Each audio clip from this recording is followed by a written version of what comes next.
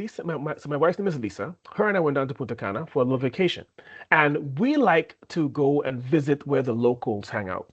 Okay? We like to go where the locals hang out, where the locals eat. We want to know where the local stores are, the flea markets are. We want to get local, we want to get the local vibe, the local spice.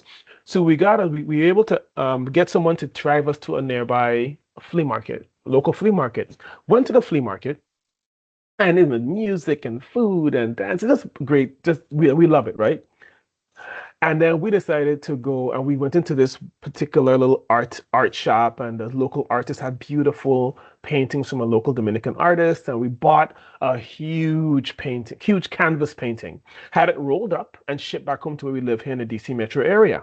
So I wanted to get this framed. I wanted to get this particular thing. It's still framed in our house. We want to get it framed.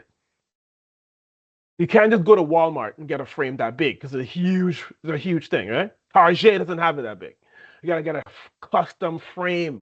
So I went into a store. It was like a craft store, a huge craft store, which has a framing shop in the store. Walked in and didn't see anyone. No customers, no employees, no sign of human life. Have any of you ever walked into a store and didn't see anybody? Doesn't that freak you out? I mean, it freaks me out. I'm like, did the rapture happen? Like, and I'm the last one left on Earth, you know? You start second guessing, should I even be there? So eventually, in the corner of the store, I saw an employee. Way in the back, I saw her. I can see the line of sight. I can see her. She saw me, and then she ran.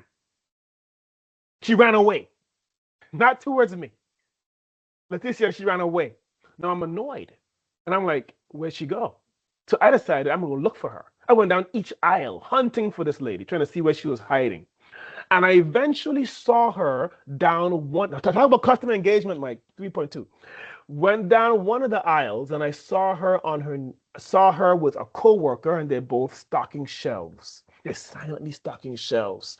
And I overheard her say to the coworker, I want you to make sure. Hear what she said to me. She said it to the coworker. If it weren't for these customers, we can get our jobs done. Isn't that lovely? If it weren't for these customers, we can get our jobs done. What? I mean, what the what? If they weren't for that, what's the problem? If there is no customers, there is no job. Terry, no busy, no jobby. They go together. Chances are her manager, the lady who stocked the shelves, her manager said to her, your job is to stock shelves. Come to work, get paid, stock the shelves, right? Lunchtime is at noon. Instead, it should have said, your job is to make sure that whatever a customer is looking for, that they find it.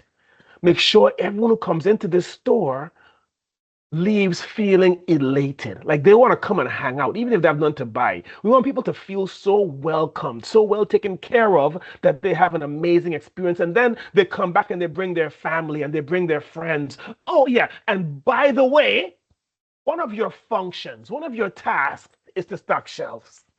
We talk about customer engagement.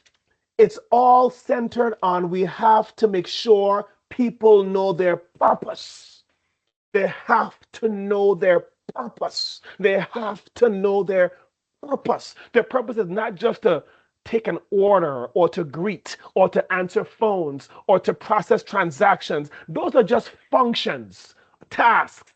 The purpose is to make sure that the customer feels like they are not an interruption of our work, but they're the purpose of our work. So in the 7 principles, it's in the afternoon, February 27th, we're going to cover 7 principles to fully engage your customers. Now you're going to probably ask me, so Bryan, what are the 7 principles? Well, I'm so glad you asked.